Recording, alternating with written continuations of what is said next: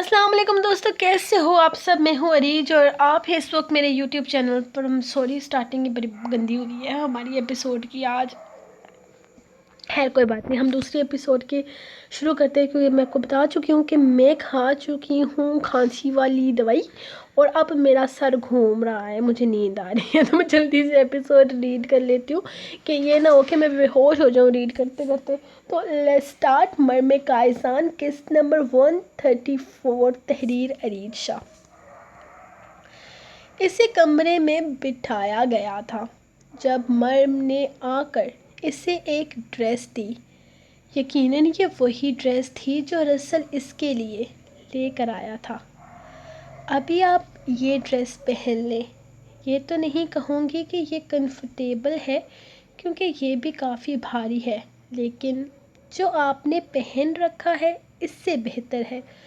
مطلب شادی والے دن اس طرح کی ڈریسنگ تو عجیب لگتی ہے نا.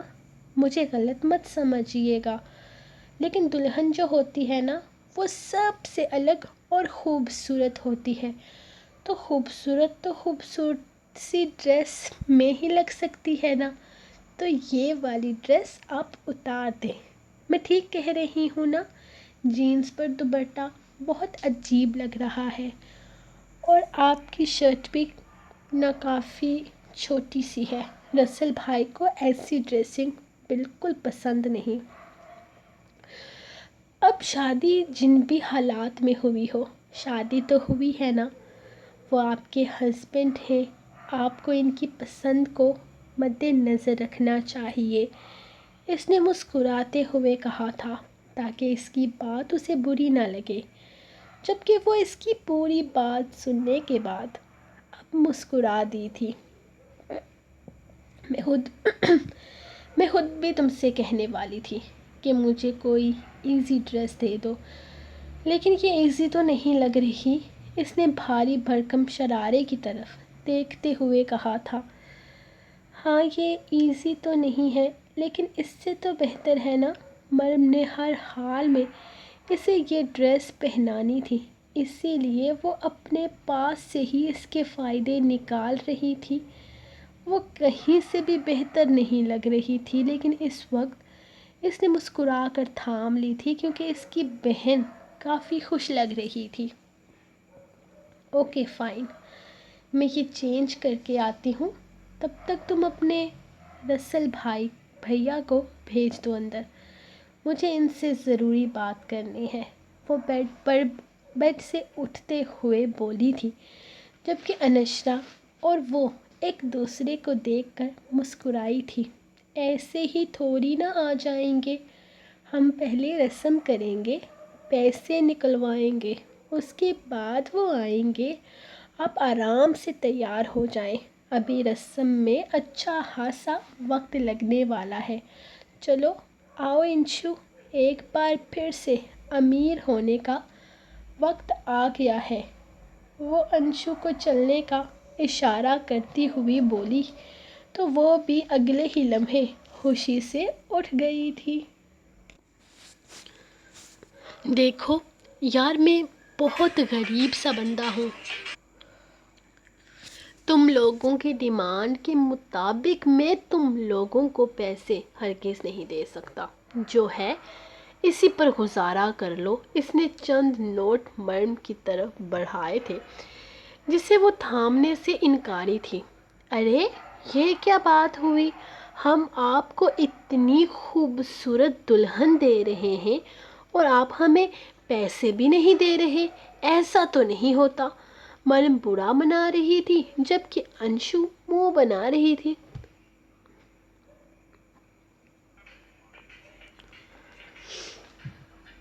او ہیلو، تم لوگوں نے کہاں سے لا کر دی مجھے میری دلہن؟ اپنی دلہن کو میں خود ڈھونڈ کر لایا ہوں، اور وہ بھی بہت محنت کی ہے میں نے. کیا مطلب اس کام میں؟ چلو اب جو ہے اسے تھامو اور ورنہ اس سے بھی ہاتھ دھو بیٹھو گی. وہ اسے دھمکی دی تھی. کیا مطلب؟ آپ ہمیں دھمکی دے رہے ہیں؟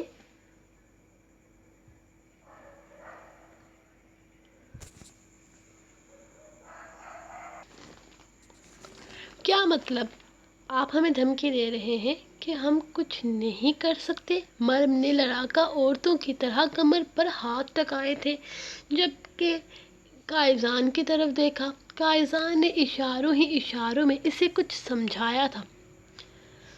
ابھی جان چھوڑ دو، وعدہ کرتا ہوں تم لوگوں کی شاپنگ کا پورا خرچہ اٹھاؤں گا، وہ بھی پورے 24 گھنٹے کے لیے۔ وہ ڈیل دے رہا تھا جو قبول کرنے کے لائق تھی۔ اس بارے میں وہ سوچا جا سکتا تھا۔ ویسے ہم اس طرح کی ڈیلز میں آتے تو نہیں ہیں، لیکن آپ پر ہم یقین کر سکتے ہیں، اور مجھے اور انشو دونوں کو ہی یہ ڈیل کافی پسند آ رہی ہے۔ کیوں انشو؟ اس نے اس کی طرف دیکھتے ہوئے اشارہ کیا تو اس نے بھی ذرا سا نخرہ دکھاتے ہوئے ہاں میں سر ہلایا تھا۔ رفیل تو اپنی بیوی کی اداؤں پر قربان ہونے کو تھا، اور آخر کار اس معاہدے کے تحت ان دونوں نے اسے اندر جانے کی اجازت دے دی تھی۔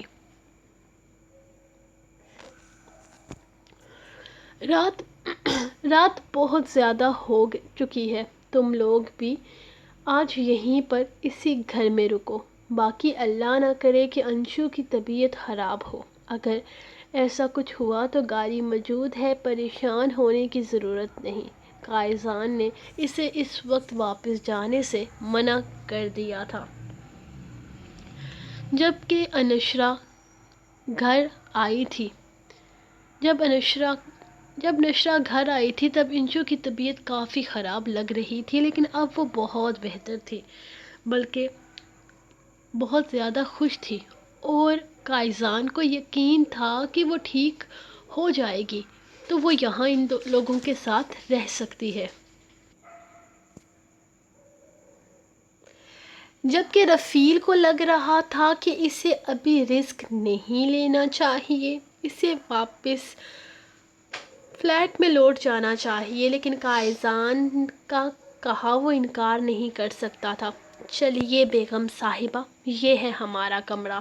اس نے سامنے کمرے کی طرف اشارہ کیا تھا، جبکہ وہ باہر سے جھانک کر مریم کو ہاتھ کے اشارے سے بائیں کرتی اپنے کمرے کی طرف چلی گئی تھی۔ یقیناً وہ کافی زیادہ تھک چکی تھی اور اس وقت اسے آرام کرنے کی جلدی تھی۔ رفیل بھی ان دونوں کو گڈ نائٹ کہہ کر اپنے کمرے کی طرف بڑھ چکا تھا۔ بیبی تم کمرے میں چلو، ایزی ہو جاؤ، تب تک میں ڈبلیو کو ہائی ہیلو بول کر آتا ہوں۔ وہ پیار سے مریم کا گال کھینچتا باہر نکل گیا تھا، جبکہ وہ اپنے کمرے کی طرف قدم بڑھا چکی تھی۔ آج وہ بہت خوش تھی، سب کچھ بہت اچھے طریقے سے ہو گیا تھا۔ رسل کی بھی شادی ہو گئی تھی اور یاور کی بھی۔ رفیل بھی اپنا گھر بسا چکا تھا، سب کچھ پرفیکٹ تھا۔ اب بس یہی دعا تھی کہ سب کچھ ٹھیک ہی رہے، کچھ بھی خراب نہ ہو۔ جس طرح سے سب کچھ چل رہا تھا ویسا ہی چلتا رہے، کسی کا کالا سایہ ان کی زندگی کو نظر نہ لگائے، لیکن ہر دعا پوری ہو جائے۔ یہ ضروری تو نہیں آنے والا وقت ان کی زندگیوں کو کس طرح امتحان میں ڈالنے والا تھا، اس کا اندازہ کسی کو نہیں تھا۔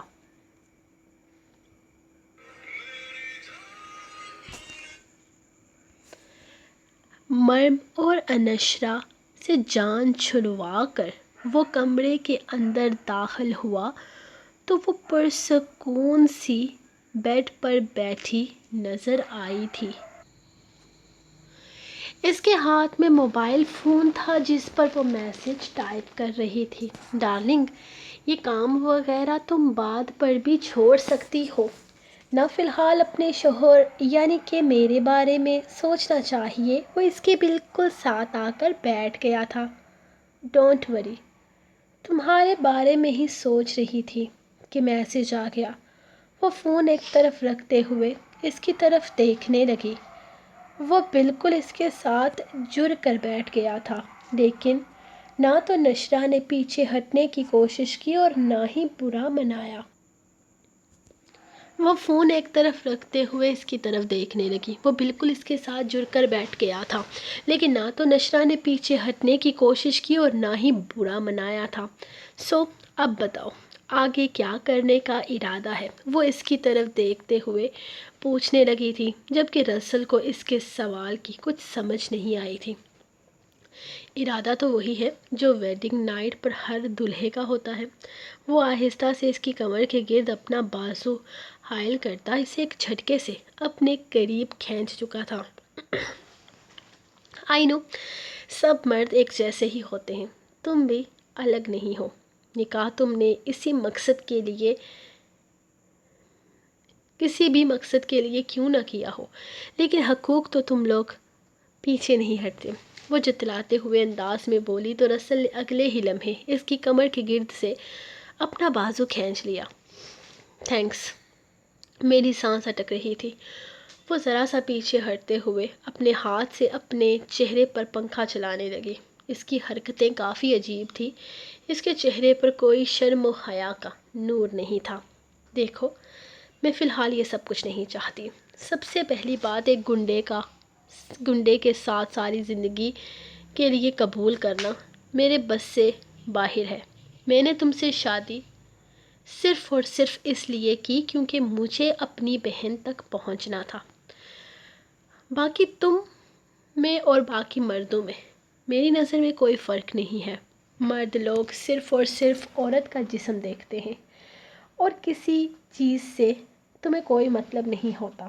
عورت کی کیا فیلنگز ہیں، وہ تم لوگوں کے بارے میں کیا سوچ رکھتی ہے، یہ ساری چیزیں تم لوگوں کی نظر میں کوئی اہمیت نہیں رکھتی۔ خاص کر شوہر نکاح کر کے مالک بن جاتے ہیں۔ مجھے یقین ہے تم بھی میرے مالک بننا پسند کرو گے، میرے جسم پر حکومت کرنے کا سوچ رہے ہوگے۔ مجھے اعتراض نہیں۔ اگر تم میرے ساتھ اس طرح کا کوئی تعلق بنانا بھی چاہو تو میں یہ رشتہ دل سے قبول کیا ہے، اور آگے بھی شاید میں اس رشتے کے بارے میں اچھا ہی سوچوں گی، لیکن میں تمہیں اپنی فیلنگز بتا رہی ہوں تاکہ تم اس طرح کے گلٹ میں نہ رہو کہ میں تمہارے ساتھ خوش ہوں یا ایسا ویسا کچھ۔ مجھے تمہاری کوئی بات سمجھ میں نہیں آ رہی ہے نشرہ۔ کیا کہنا چاہتی ہو تم؟ ہمارا نکاح ہو چکا ہے، ہم دونوں میں ایک مضبوط تعلق ہے۔ میں تمہارا شوہر ہوں اور شوہر ہونے کے ناطے میں چاہتا ہوں کہ تم میرے ساتھ ایک اچھی زندگی کی شروعات کرو، لیکن تمہارے انداز بہت الگ ہیں۔ تم مجھے کنفیوز کر رہی ہو۔ تمہارے دماغ میں کیا چل رہا ہے؟ تم اس رشتے کے لیے تیار نہیں تھی، میں مانتا ہوں۔ میں نے تمہیں بلیک میل کر کے تم سے نکاح کیا ہے، لیکن پھر بھی اس کے پیچھے وجہ میری محبت ہے، اور تم سے نکاح کرنے کے بعد میں تمہارے ساتھ ایک نارمل زندگی ہی گزارنا چاہتا ہوں۔ میں جانتا ہوں تم میرے بارے میں کچھ نہیں جانتی، تمہیں کچھ بھی نہیں پتا۔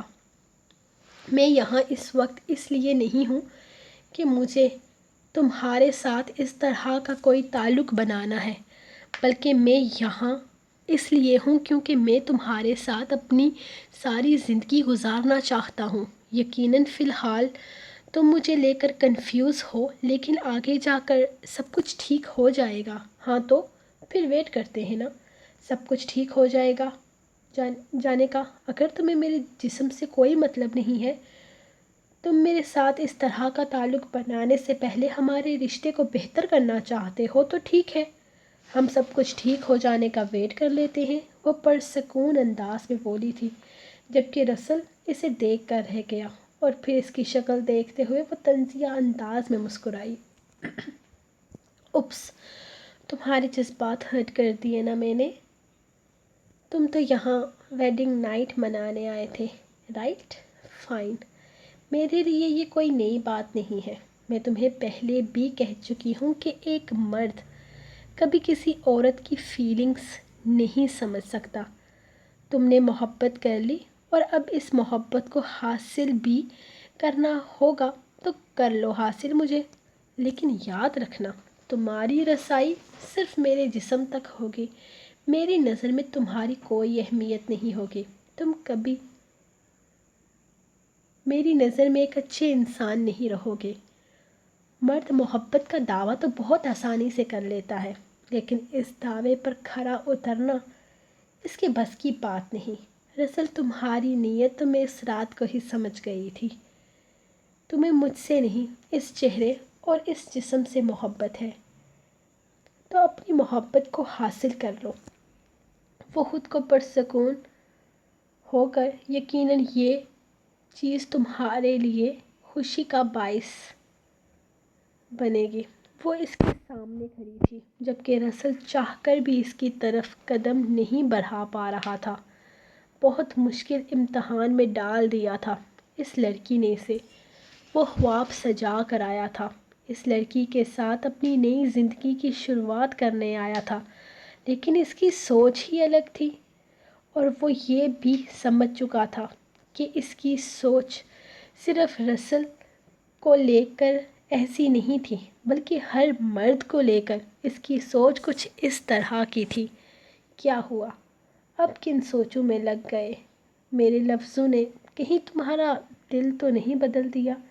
کہیں تمہاری محبت نفرت میں تو نہیں بدل گئی؟ میرے خیال میں یہ محبت والا ڈرامہ تمہیں بند کر دینا چاہیے۔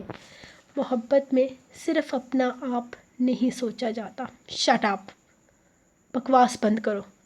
بیڈ کے رائٹ سائڈ پہ مت سونا، وہ میری سائڈ ہے، مجھے لیفٹ سائڈ پہ نیند نہیں آتی۔ فریش ہونے جا رہا ہوں، تمہاری باتوں نے اچھا خاصا پکا دیا ہے، شاور کی ضرورت ہے مجھے۔ اور ہاں، دوسری بات، اب میں تمہارے پاس تب ہی آؤں گا جب تم مجھے بلاؤ گی۔ رسل تم مجھ سے کہو گی، رسل تم اس ہر مرد سے الگ ہو جسے آج تک میں جانتی ہوں۔ جس دن تم خود مجھ سے اپنے پاس آنے کی خواہش کا اظہار کرو گی، جس دن تم خود مجھے اپنے پاس بلاؤ گی،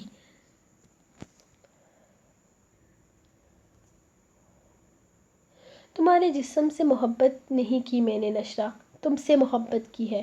تمہارے جسم نے مجھے تمہاری طرف اٹریکٹ نہیں کیا، تمہاری دلیری نے کیا تھا، تمہاری بہادری نے مجھے تم تک آنے پر مجبور کیا۔ اس وقت جو لڑکی میرے سامنے کھڑی ہے وہ میری بیوی نہیں، بلکہ ایک آرمی آفیسر نشرہ وحید ہے، اور میں اس دن تمہارے پاس آؤں گا جس دن تم نشرہ رسل بن کر مجھے بلاؤ گی۔ وہ اپنی بات مکمل کرتا واش روم میں گھس گیا تھا، جبکہ وہ کافی دیر واش روم کے دروازے کو دیکھتی رہی اور پھر آ کر بیڈ پر لیٹ گئی۔ لائٹ آف کرتے ہوئے وہ اپنے دماغ سے اس نے ساری الٹی سیدھی سوچوں کو نکال کر سونا چاہا تھا۔ بیوی، تم کچھ زیادہ ہی ناراض نہیں رہنے لگی مجھ سے؟ وہ کمرے کے اندر داخل ہوتا اسے دیکھ رہا تھا، جو اسے دیکھتے ہی منہ پھیلا گئی تھی۔ دیکھا تھا توشیبا کو آپ نے پارلر سے تیار ہوئی تھی، کتنی حسین لگ رہی تھی وہ۔ قائزان کو پہلے ہی پتا تھا یہ ناراضگی پارلر والی بات پر ہی ہونے والی ہے۔ مجھے تمہارے بھائی کی بیوی میں کوئی انٹرسٹ نہیں ہے، میں اسے کیوں دیکھوں گا؟ وہ اسے ایک جھٹکے سے اپنے قریب کرتا اسے اپنی باہوں میں اٹھا چکا تھا۔ اور جس میں انٹرسٹ ہے اسے پارلر سے تیار بھی نہیں ہونے دیا۔ وہ دوبارہ اپنی بات پر پھر آئی تھی، کیونکہ میری حسین بیوی کو کسی پارلر میں جا کر اپنا وقت برباد کرنے کی ضرورت نہیں۔ یہ حسن کسی طرح کے آرٹیفیشل نکھار کا محتاج نہیں ہے۔ وہ اسے بیڈ پر لٹاتے ہوئے اس کی گردن سے دوپٹہ نکال کر دور پھینک چکا تھا۔ میں پھر بھی ناراض ہوں۔ اپنی گردن پر اس کے لبوں کا لمس بکھرتا محسوس کر کے وہ پھر سے بولی تھی، ٹھیک ہے، صبح یہیں سے اپنی ناراضگی کنٹینیو کر لینا، فی الحال مجھے میرا کام کرنے دو۔ اس کے لبوں پر اپنے لب رکھتے ہوئے وہ اس کی ناراضگی کو اپنے لبوں میں ہی قید کر گیا تھا، جبکہ اس کی باہوں میں پگھلتی وہ صبح اس سے پکا ناراض ہونے کا ارادہ رکھتی تھی۔ سو گائز، یہ تھی آپ لوگوں کی آج کی سیکنڈ ایپیسوڈ، جو کہ 12 سے اوپر ہو گیا ہے ٹائم. تو ہم ملیں گے آپ کو نیکسٹ ایپیسوڈ کے ساتھ. تب تک کے لیے اپنے کو دیں اجازت اور دعاؤں میں یاد رکھیں. اللہ حافظ.